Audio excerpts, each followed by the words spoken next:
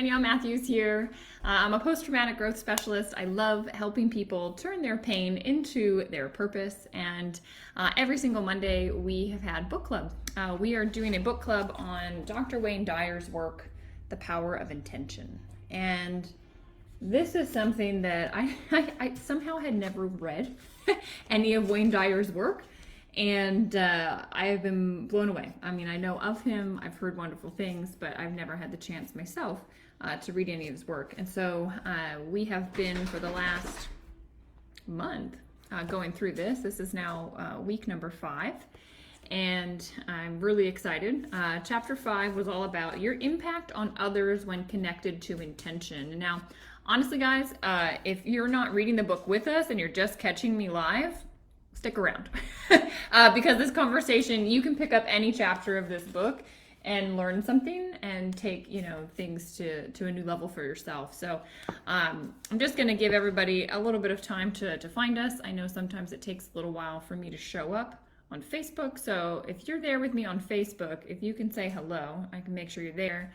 I see Carol over here on Instagram. Good morning. I see Kathy. Good morning.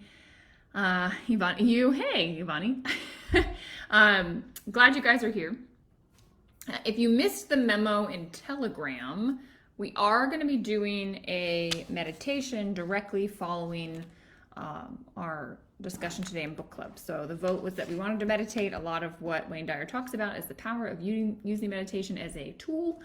Some people have never meditated before. Some people say they can't do it. Some people can't stand it. Some people love it. Hey, Larry. Okay, good. I'm glad to know that Facebook's working and you guys are finding me over there. So meditation will just be at 12:30 Eastern. So just directly following this conversation. I've got the meditation ready for us and really excited to do that. So we'll step just straight into that, after this, following this. So with that, let's dive into book club things.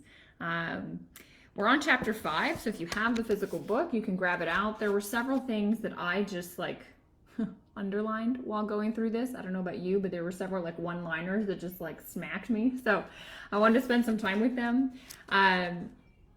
Now, what this was all about was the impact we have on others when we connect to intention, when we connect to that source, right? When we connect to the divine.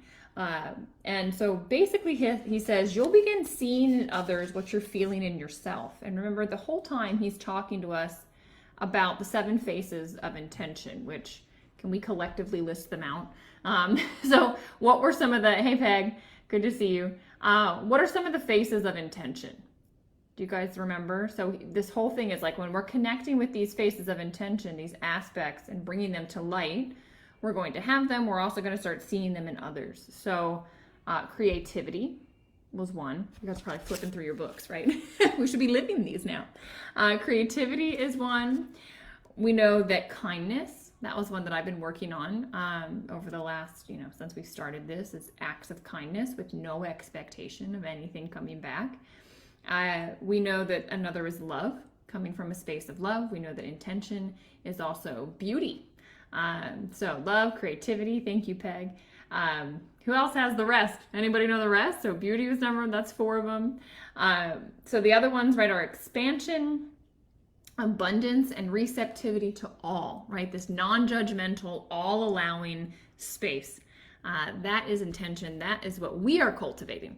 And he says all he perceives is others' divine worth, which is what you will also start to see as you connect to the power of intention. I mean, how beautiful if you could just walk around in life, seeing each other, one another, everyone you meet as a piece of the divine.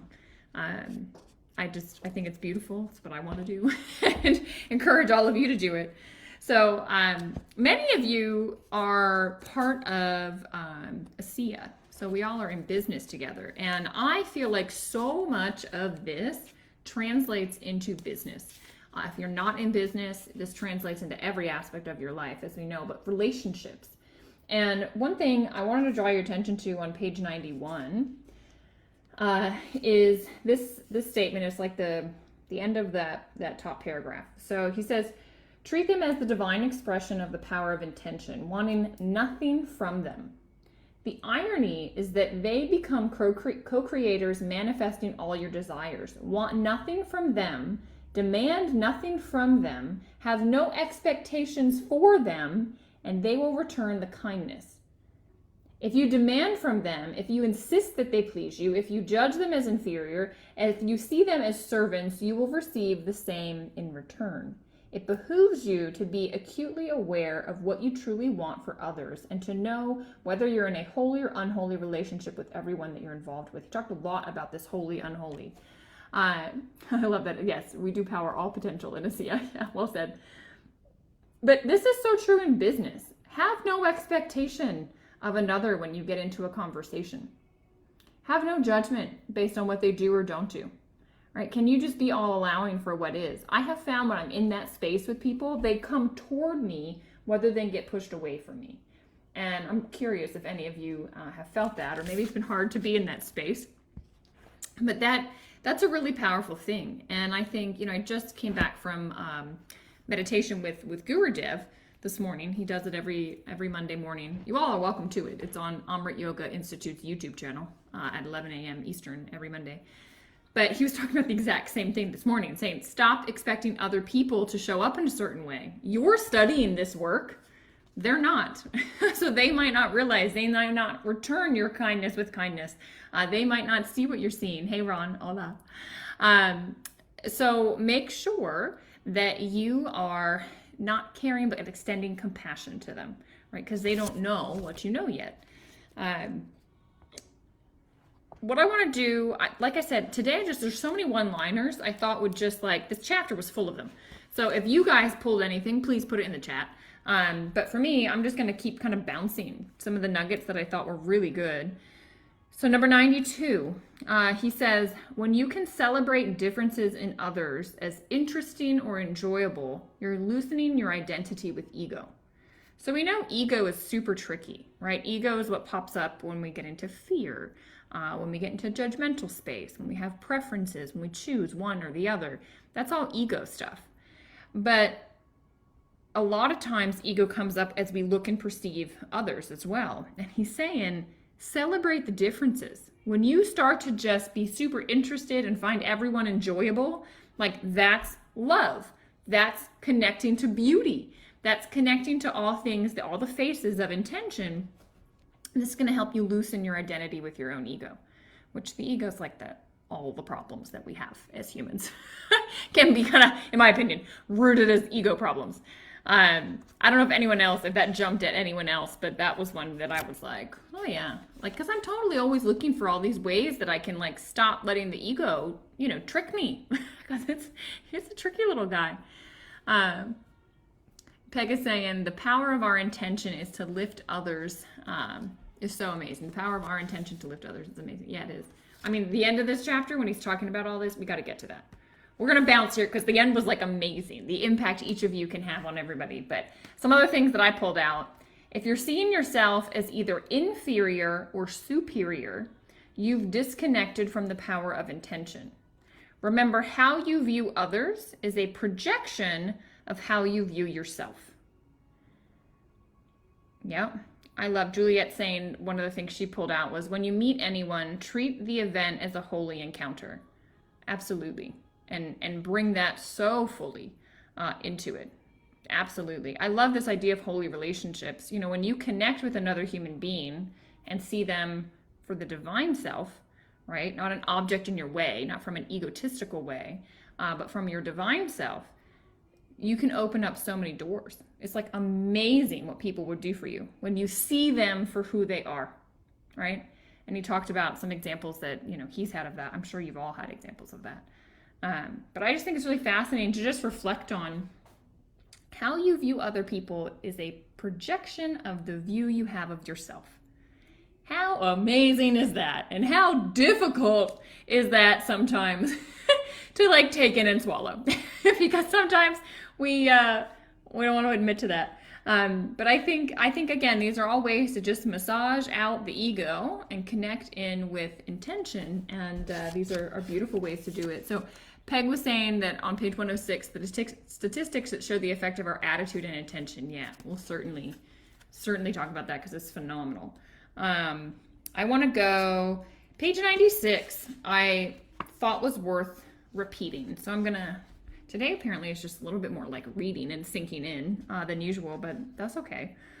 So 96, at the top of the page, one of the most effective means for transcending ordinary and moving into the realm of extraordinary is saying yes more frequently and eliminating no almost completely. I call it saying yes to life. Say yes to yourself, to your family, to your children, to your coworkers, to your business. Ordinary says no. Ordinary says, I don't think I can do it. No, that won't work. No, I've tried that and it's never worked before. No, the intention is impossible for me. With the idea of no, you attract more of no, and your impact on others whom you could help on or on whom you could rely on for help is also a no. So shout yes to everyone as often as you can. And when someone seeks your permission to try something, before saying no, ask yourself if you want that person to stay at ordinary levels of living. You guys probably seen that movie Yes Day, right? Where they just say yes to the kids. I think it's beautiful. I remember when I first started my business, it's the same thing I did. I said yes to every opportunity. I said yes to every human being that suggested anything, and doors opened, sometimes 5 connections later. But it's like you can't steer a parked car. You can't expect something to happen if you're not in motion. And so you need to start moving yourself, saying yes to life, so that can happen. Carol is saying, sometimes I'm hard on myself, which I'm realizing is my ego. Yes, indeed. Yes, we need to be gentle on ourselves. Ron is saying, I didn't get a chance to read, but still wanted to connect to the community. Instead of saying struggling with my health, I will say grateful for the healing process. Good, Ron. And that's okay, because today I'm reading for you. So that's why it worked out that way, Ron. There's a bunch of chunks of this that I wanted to just pull out. And yeah, that reframe, right? And always connecting to that. He talked a little bit about health in this as well. Peg says we can truly only see in others what we already have within. Yeah. And if you want to see the 7 faces of intention, that's why I said at the beginning, you will start to see that when you cultivate it within yourself. And living from yes opens so many opportunities. Agreed. It does. He says, the universal force of intention never complains. It creates and offers its options for greatness. It judges no one and isn't stuck wishing and hoping that things will improve. It's too busy creating beauty to be so foolishly engaged. Where is your focus going? I love that Ron is redirecting his focus from being frustrated with the struggle of healing to saying he's grateful that the process is moving forward, right? That healing is occurring and that his body is moving. And whatever lessons are supposed to be learning right now, he's learning, right?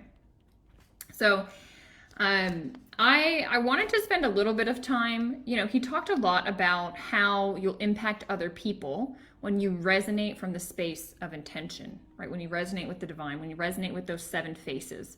And I think this is so fascinating. Like, we live in these worlds where we think, it's just us.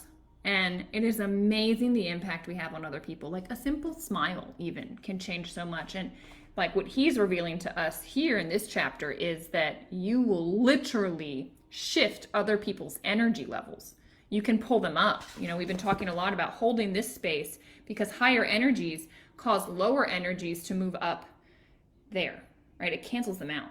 You don't get pulled down. If you're getting pulled down, it's because you're not holding a high energy space. You need to hold that. What's this over here? So looking deeply within and sharing ourselves can give others direction and help them recognize the divine within them. Absolutely. So we'll just kind of bounce on this a little bit. Some of the impacts that it can have. And I want you to reflect, like, who are you around that when you're around them, you feel calm? I remember when I met my boyfriend, that was like, when I was in his presence, when I first met him, it was like, I just felt this like felt very grounded, very calm. And what he's saying is people tend to feel more at peace and less threatened and more at ease when you yourself are connected to intention. He says, think of impacting others like gravity, with no need to move against or attack anyone. People who feel empowered by your presence become kindred spirits. That can only happen if they feel safe rather than attacked, secure rather than judged, calm rather than harassed, right? When there's just no expectation, you just are, and you're letting people come into that space.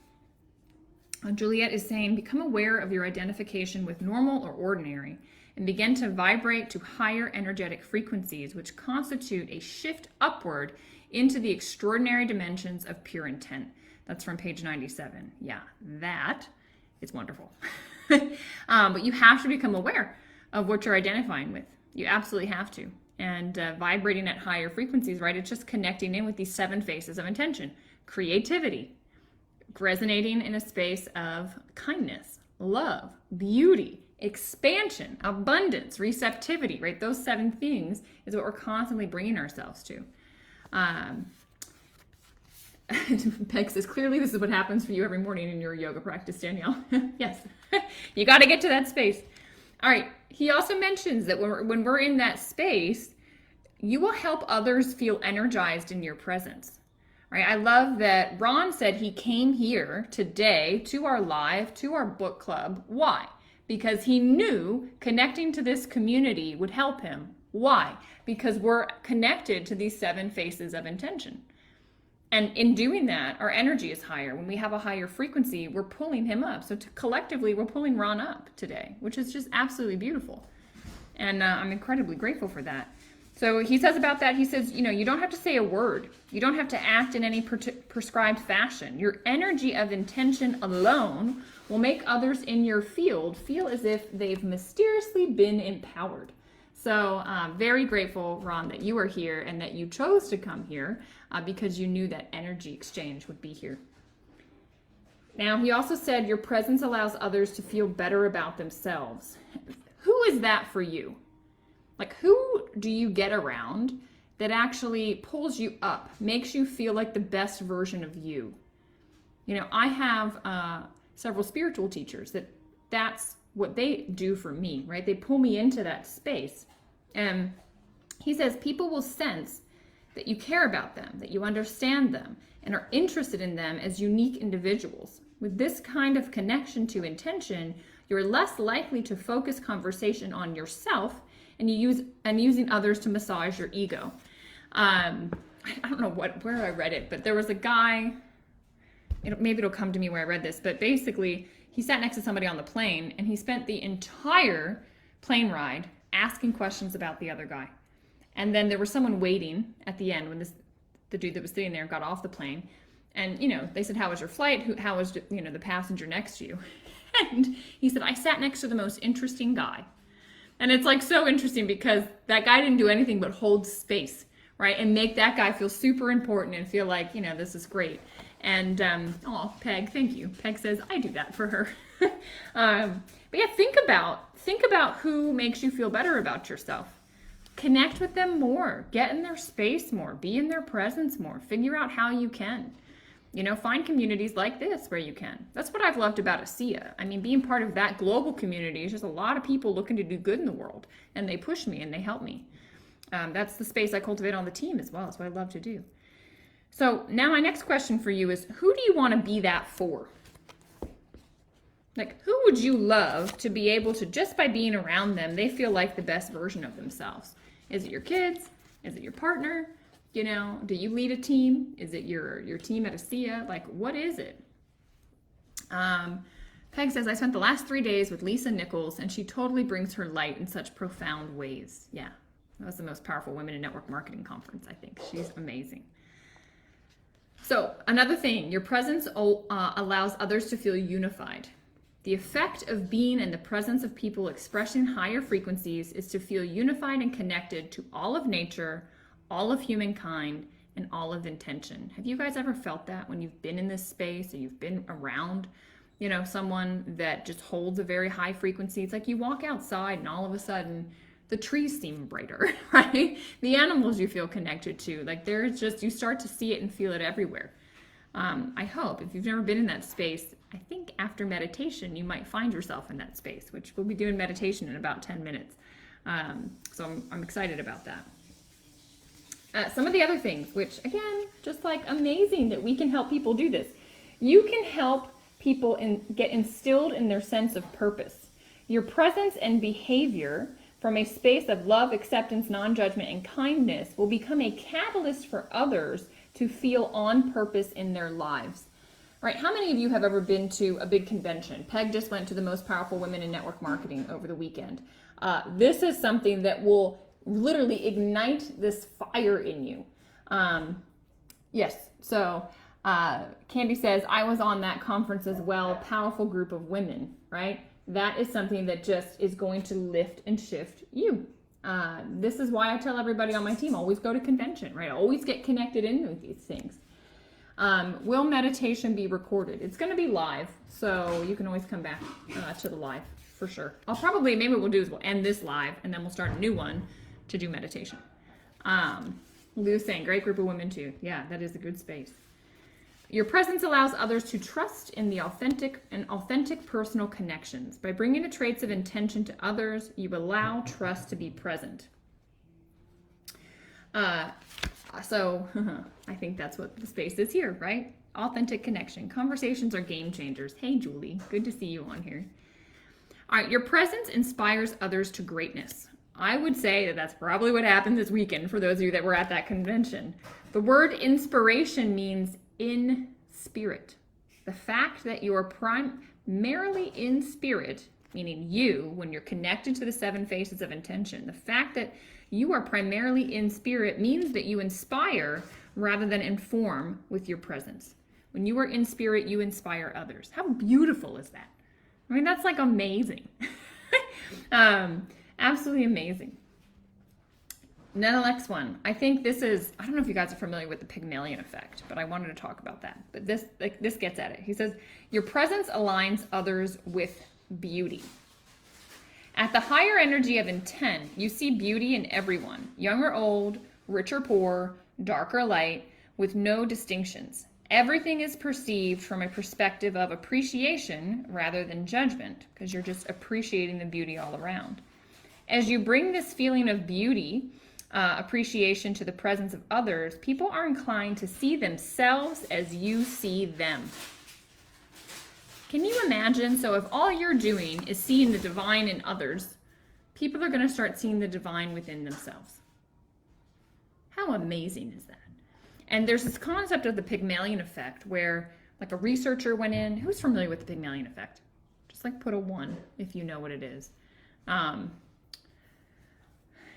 guess you don't. Okay, so I'm not seeing any ones.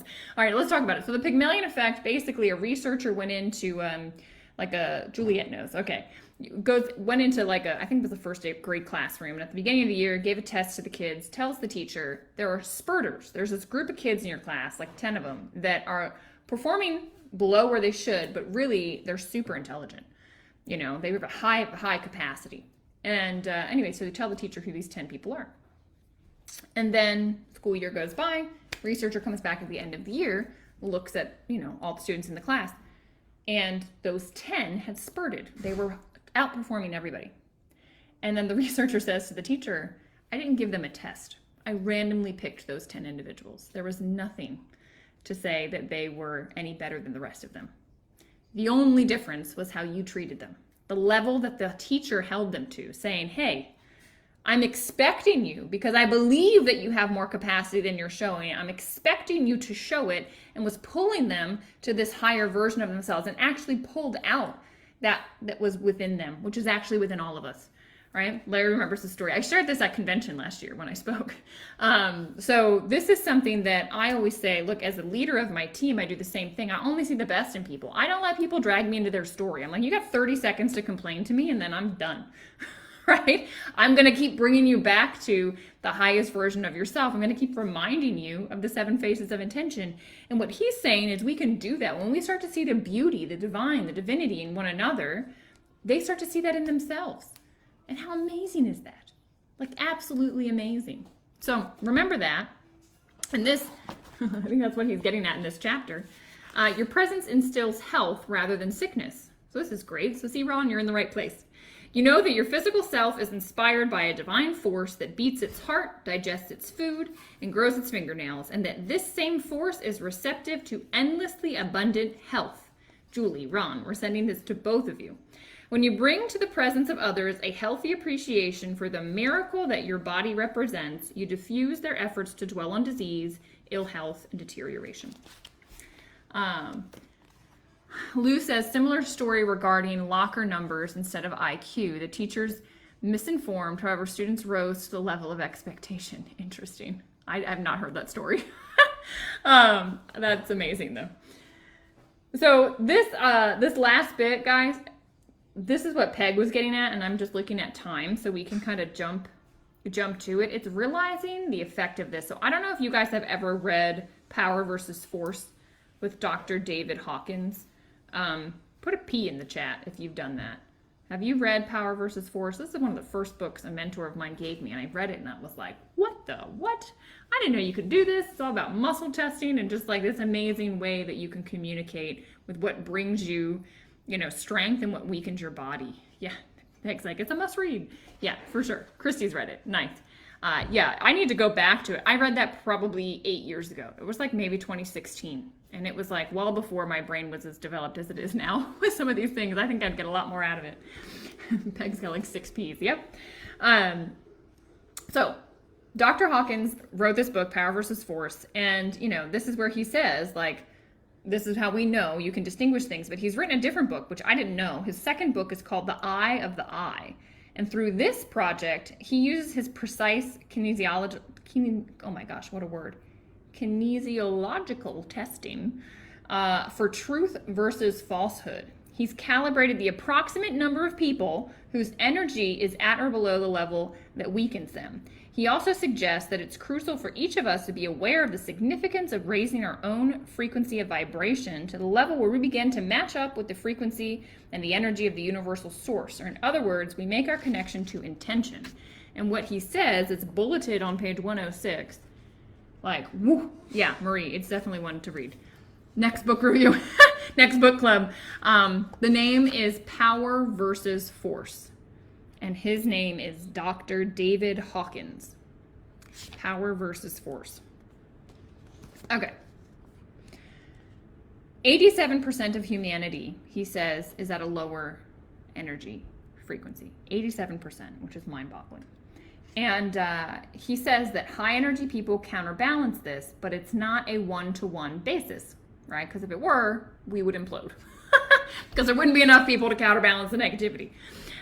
Here's what he says. He says, when an individual lives and vibrates with the energy of optimism and a willingness to be non-judgmental, they counterbalance the negativity of 90,000 people.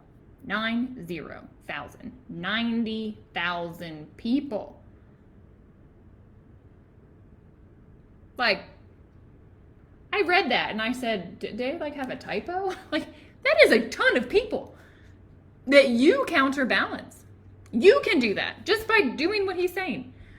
Now, it gets better. If you can resonate from the space of pure love and reverence of all life, you counterbalance 750,000 people. Phenomenal. All right, now, these are next level. He says there's like 22 people at this level in all of the world. An energy that of illumination, bliss, and infinite peace. You counterbalance 10 million people. And then he says individuals who live and vibrate at the energy of grace, pure spirit beyond the body, in a world of non-duality or complete oneness, right? They are in the world but not of it, right? They're in this complete space. He says there's 10 of them alive today. I wish he would have listed them. But he says they counterbalance 70 million people. Are you kidding me? He said if the likes of Lord Krishna, Lord Buddha, or Lord Jesus Christ were around today, they would counterbalance all of mankind with the presence that they held and the energy that they held. That's just like absolutely incredible. And he says the negativity of the entire human population would self-destruct were it not for the counteracting effects of the higher energy fields. And that's what I want to end on, to tell you that you make a difference. The energy that you hold, the work that you do, as you do more inner work, it shifts everybody around you. At first it will start to shift the people in your world, and you don't tell them that you're doing it, right? This is not an ego-driven thing. You just hold the space of it, and they will be like, what's going on?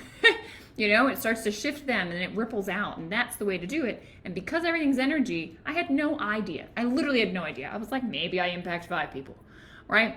90,000 people. Yes, Peg, the Dalai Lama and Mother Teresa, I'm sure, are one of the 10. I want the list.